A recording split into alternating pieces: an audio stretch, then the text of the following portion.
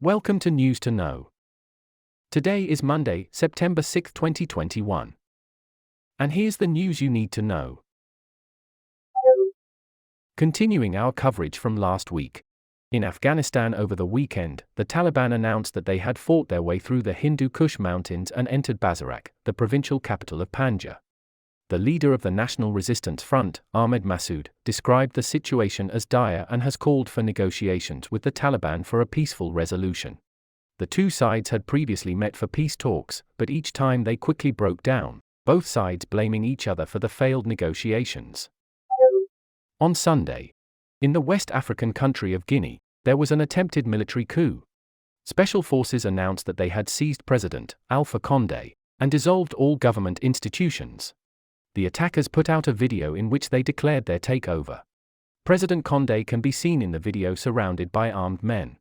The Guinean defense minister said that there was an attempted coup, but that presidential guards had thwarted the insurgents. The United Nations and African Union have both called for the president's release. President Alpha Condé was elected in 2010 during a transition to civilian rule after the last military coup in 2009. Demonstrations broke out in Montenegro over the installation of the new Christian Orthodox Patriarch. Protesters attempted to stop the Orthodox cleric from reaching the site of his enthronement. They also shouted, "This is not Serbia," and "Long live Montenegro."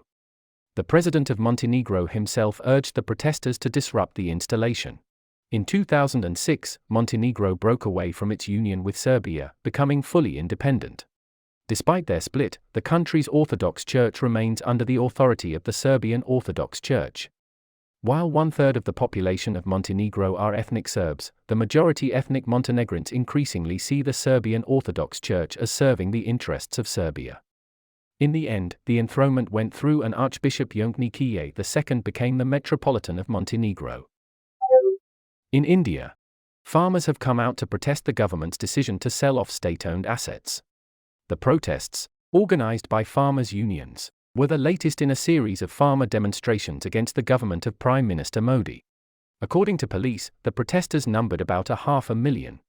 The farmers have called for the scrapping of several agricultural reforms which would liberalize the selling of food to major supermarket chains, allowing them to circumvent the regulated markets. The government has said that these reforms are necessary for economic growth and intends to use the funds from the upcoming sale for infrastructure projects.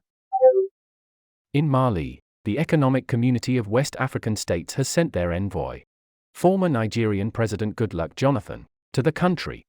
The West African bloc is concerned that the military junta is not meeting the agreed-upon benchmarks for a transition back to civilian rule. The military initially took control of the country in August of 2020 and quickly established a civilian transitional government. But in May of 2021 the military enacted a second coup and returned Mali to military rule. The initial coup was in response to the then civilian government's failure to keep Islamic Tuareg rebels from seizing the north of the country. That war has raged on since 2012. And now you know the news. Until next time, good night and God bless.